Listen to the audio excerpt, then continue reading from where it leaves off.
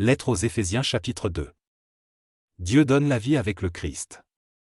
Autrefois, vous étiez morts à cause de vos fautes, à cause de vos péchés. Vous viviez dans le péché en suivant les forces de ce monde. Vous obéissiez au chef des puissances mauvaises qui règnent entre ciel et terre. Ce chef, c'est l'esprit du mal qui agit maintenant chez ceux qui désobéissent à Dieu. Autrefois, nous aussi, nous faisions tous partie de ces gens-là quand nous vivions selon nos désirs mauvais. Nous obéissions à ces désirs et à nos pensées mauvaises. À cause de notre nature, nous méritions la colère de Dieu comme les autres. Mais Dieu est riche en pitié et il nous aime d'un grand amour. C'est pourquoi, à nous qui étions morts à cause de nos fautes, il nous a donné la vie avec le Christ. Oui, vous êtes sauvés grâce à la bonté de Dieu.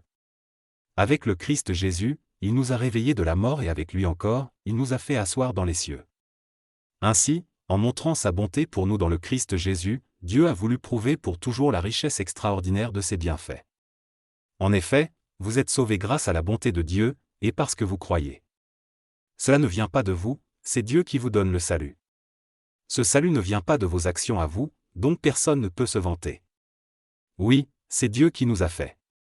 Il nous a créés dans le Christ Jésus pour que nous menions une vie riche en actions bonnes. Et ces actions, Dieu les a préparées pour que nous les fassions.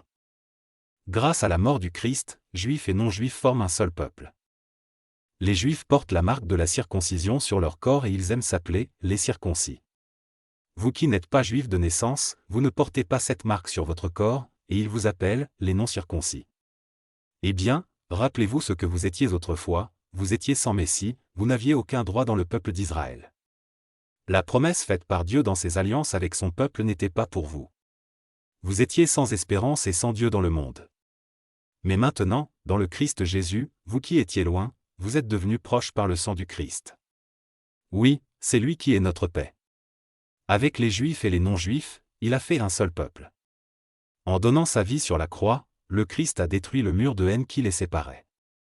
Il a enlevé toute valeur à la loi de Moïse, à ses commandements et à ses règles. Alors, avec les Juifs et les non-Juifs, le Christ a créé un seul peuple nouveau en union avec lui, et ainsi, il a fait la paix entre eux. En mourant sur la croix, il a réuni les Juifs et les non-Juifs en un seul corps, et il les a réconciliés avec Dieu. Par la croix, il a détruit la haine. Il est venu annoncer la bonne nouvelle de la paix pour vous qui étiez loin, et aussi pour ceux qui étaient proches. En effet, en passant par le Christ, Juifs et non-Juifs, nous pouvons nous approcher du Père, grâce à l'unique Esprit Saint. C'est pourquoi vous n'êtes plus des étrangers, ni des gens de passage. Mais vous faites partie du peuple de Dieu, vous en avez tous les droits et vous êtes de la famille de Dieu. Vous êtes devenus la maison qui a pour fondation les apôtres et les prophètes. La pierre principale, c'est le Christ Jésus lui-même. C'est en union avec le Christ que toutes les pierres de la maison tiennent ensemble. Et cette maison s'agrandit pour former un temple saint dans le Seigneur. C'est en union avec le Christ que vous aussi, vous faites partie de la maison qui est construite. Et vous formez avec tous les autres un lieu où Dieu habite par son Esprit.